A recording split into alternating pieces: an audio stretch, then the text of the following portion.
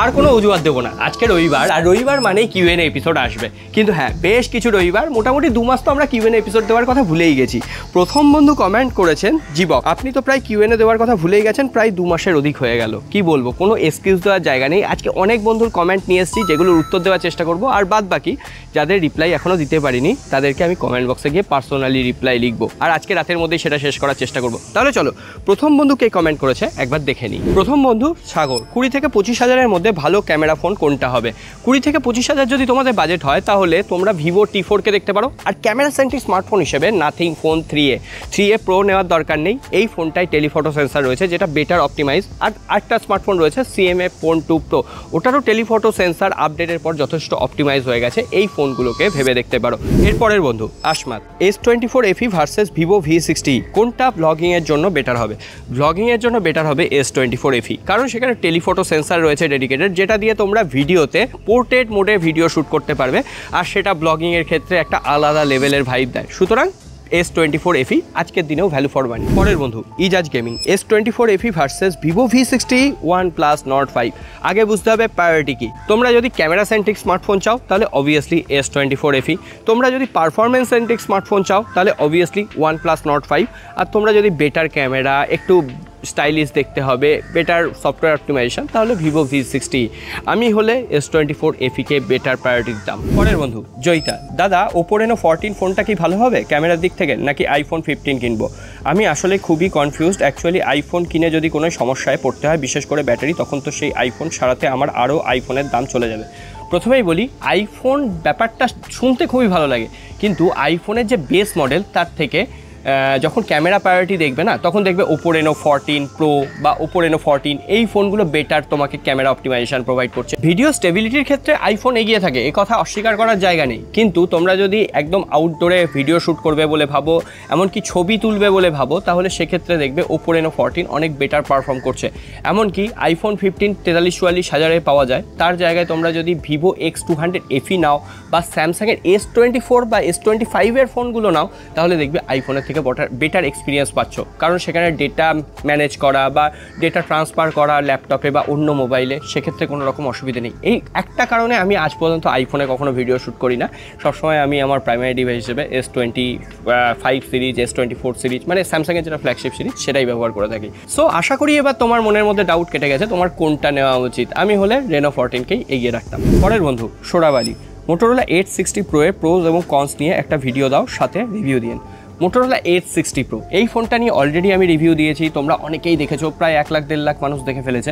কিন্তু হ্যাঁ, ফোনটার রিসেন্টলি বেশ কিছু কনস সামনে আসছে, যেমন ফোনটায় ক্যামেরা ল্যাগ ইস্যু হচ্ছে, এমনকি ক্যামেরায় ফগ ইস্যু হচ্ছে। যে ফগ ইস্যু নিয়ে মোটামুটি 3 থেকে 4 মাস ধরে অনেক টুইটারে টুইট হয়েছে, কোম্পানি বেশ কিছু রিপ্লেসমেন্ট দিয়েছে। কিন্তু এটা মেনলি শোনা যাচ্ছে মোটোরোলার কিছু ব্যাচের স্মার্টফোনে ম্যানুফ্যাকচারিং ডিফেক্ট থাকায় এই প্রবলেমটা হয়েছে। এই হালে মোটোরোলা 860 প্রো যারা কিনছেন তারা কিন্তু ক্যামেরা ফগ ইস্যু ফেস করেনি।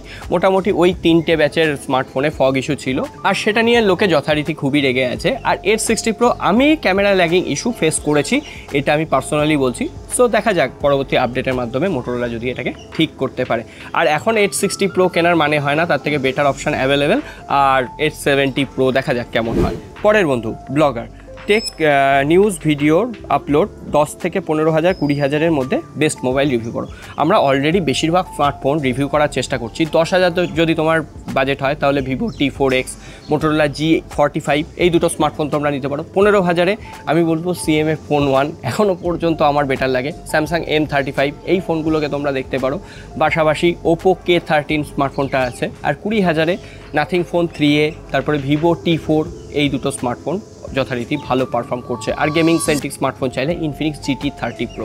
পরের বন্ধু কমেন্ট করেছে গোবর্ধন, দাদা তোমার কাছে একটি রিকোয়েস্ট ছিল, একটা ফোন কিনবো 20 হাজারের মধ্যে, ভালো ক্যামেরা হয় আর একটু ফ্রি ফায়ার খেলবো, কোনটা ভালো ক্যামেরা? ওই যে একই কথা বলবো, নাথিং ফোন 3A, তোমরা ভালো স্টেবল পারফরমেন্স পাবে। একদম হাইয়েস্ট পারফরমেন্স সেটা নয়, কিন্তু ভালো ক্যামেরা, স্টেবল UI, পাশাপাশি একটা অপটিমাইজ পারফরমেন্স, তাহলে নাথিং ফোন 3A অবভিয়াসলি নিতে পারো। পরের বন্ধু আকাশ, ভিভো V60 পারফরমেন্স হেভি টাস্কে প্রবলেম হতে পারে? ভিভো V60 আমি পার্সোনালি 2 মাস ধরে ইউজ করছি, মানে যবে থেকে লঞ্চ হয়েছে তবে থেকে ইউজ করছি। টুকটাক হেভি পারফরমেন্সের ল্যাগ ইস্যু আছে, T4 Pro এর ক্ষেত্রেও আছে, কিন্তু T4 Pro এর দাম কিন্তু 10,000 টাকা কম, এটা মাথায় রাখতে হবে। ওভারঅল ক্যামেরা লাভারদের জন্য ভিভো V60 ঠিক আছে, পারফরমেন্সের জন্য সেই ফোনটা ঠিক নয়। পরের বন্ধু সোহিনী, দাদা কোনটা নেব, T4 Pro নাকি ভিভো V60? আমি হলে T4 Proকেই বেশি এগিয়ে রাখতাম, টেলিফটো সেন্সার রয়েছে, মানে পেরিস্কোপিক জুম লেন্স, সেটা আর কেই বা দিতে পারে। পরের বন্ধু সৈকত, স্যামসাংয়ের 15,000-এর মধ্যে একটা ভালো স্মার্টফোনের নাম বলবেন প্লিজ। স্যামসাংয়ের 15,000-এর আশেপাশে স্যামসাং গ্যালাক্সি M35 এখনও অ্যাভেলেবেল, M36 অতটা রেকমেন্ড করতে পারছি না, আর A35-এর দাম কিন্তু কমে এখন ওই 15, 16, 17-এর মধ্যেই পাওয়া যাচ্ছে। A35 পুরনো স্মার্টফোন হলেও এখনও পর্যন্ত নেওয়া যায়, কারণ তাতে স্যামসাংয়ের A সিরিজের প্রাধান্যও রয়েছে, তার উপরে সফটওয়্যার অপটিমাইজেশনও বেটার পাওয়া যায়, আর ক্যামেরাটাও যথেষ্ট ভালো। ড্রামা 123, স্যার রিয়েলমি 14 Pro কিনেছি, কিন্তু চার্জ একটু বেশি খাচ্ছে, কি করলে চার্জ কম খাবে? দেখো, এটা শুধু রিয়েলমির সাথে ইস্যু নয়, এটা প্রত্যেকটা স্মার্টফোনের সাথে, স্যামসাং, ওপো, ভিভো যার সাথে খুশি হতে পারে। কিন্তু তোমাকে দেখতে হবে যে অ্যাপ্লিকেশানটা ব্যাটারি বেশি ড্রেন করছে, সেই অ্যাপ্লিকেশানটাকে ফোর্স স্টপ করতে হবে অথবা ডিলিট করে দিতে হবে। আর এটা দেখার জন্য সেটিংসে চলে যাও, অ্যাপ্লিকেশানে চলে যাও, বা সেটিংসের ভেতরে ব্যাটারিতে চলে এসো, ব্যাটারির ইউজেস প্যাটার্ন দেখলেই দেখতে পাবে যে ওখানে কোন অ্যাপ্লিকেশানটা সব থেকে বেশি ব্যাটারি ড্রেন করছে, সেই অ্যাপ্লিকেশানটাকে ডিলিট করে দাও, তাহলেই তোমার প্রবলেম সলভ হয়ে যাবে। মোহাম্মদ, CMF Phone 2 Pro নাকি মোটোরোলা G86 পাওয়ার, কোনটা আপনি হলে নিতেন? আমি হলে মোটোরোলা না, CMF Phone 2 Pro নিতাম, কারণ আমার ইউআইটা বেটার লাগে নাথিংয়ের, পাশাপাশি সেখানে টেলিফটো সেন্সার রয়েছে। বসুমতী, দাদা M56 এখন 22,000-এ পাওয়া যাচ্ছে, এটা কি নেওয়া ভালো হবে? না, M56 22,000-এ নেওয়ার কোনো রকম, আমি হলে অন্তত নিতাম না। তার জায়গায় A55 এখন 22 থেকে 23,000 বা 24,000-এ পাওয়া যাচ্ছে অ্যামাজনে। A55 কিন্তু পুরনো ফোন হলেও এখনও যথেষ্ট ভ্যালু ফর মানি ফোন। পরের বন্ধু কমেন্ট করেছেন silent memories, T4 Pro versus Vivo V60-র একটা কম্প্যারিজন ভিডিও করুন। এখনই আসছে একটা শর্টস, তাতেই তোমাদের মোটামুটি ডাউট ক্লিয়ার হয়ে যাবে, তার জন্য একটা লং ভিডিওর দরকার হবে না। পরের বন্ধু বাংলায় ভ্রমণ, আমার কাছেও এই ফোনটা মানে মোটোরোলা 860 Pro আছে, নতুন অবস্থায় কিনেছি, কিন্তু প্রথম দিক থেকে ক্যামেরায় ফগ পড়ার সমস্যা হচ্ছে, সার্ভিস সেন্টারে গেলে ওয়েদার ইস্যু বলে কাটিয়ে দিচ্ছে। আমি একটা সলিউশন বলতে পারি, সার্ভিস সেন্টার যদি এই ওয়েদার ইস্যু বলে, সেটাকে যাও মানে একটা ভিডিও করো বা ছবি তোলো, আর সেটাকে মোটোরোলার যে টুইটার হ্যান্ডেল আছে সেখানে ট্যাগ করে দাও, দেখো তোমরা হয়তো সলিউশন পেয়ে যাবে। কারণ এই ফগ ইস্যু নিয়ে সত্যি কথা মোটোরোলা 860 Proতে হাজার হাজার মানুষ প্রবলেমটা ফেস করছে আর কমেন্ট করছে, আমি একটা দুটো কমেন্ট পাইনি, আমি হাজারো কমেন্ট পেয়েছি এরকম। পরের বন্ধু অ্যামাজন, ভাই ভিভো T4 Pro নাকি S24 FE? তোমরা যদি বেটার পারফরমেন্স চাও তাহলে T4 Pro নিতে পারো, কিন্তু আমি হলে স্যামসাংয়ের S24 FE-কে বেশি এগিয়ে রাখতাম, কারণ আমার জন্য software optimisation, AI feature, camera এইগুলো বেশি ম্যাটার করে। সো এই ছিল আমাদের আজকে প্রশ্ন উত্তর পর্ব। অনেক বন্ধুর কমেন্ট নেওয়ার চেষ্টা করেছি, বাদবাকি আরও অনেক কমেন্ট রয়েছে যেগুলোর উত্তর আমি এই ভিডিওতে বললে মোটামুটি আজকে সারা রাত এই ভিডিওটাই চলবে, তাই জন্য আমি ঠিক করেছি রিপ্লাই দিয়ে দেবো, নিজেই রিপ্লাই দেবো, কোনো রকম ফেক রিপ্লাই হবে না।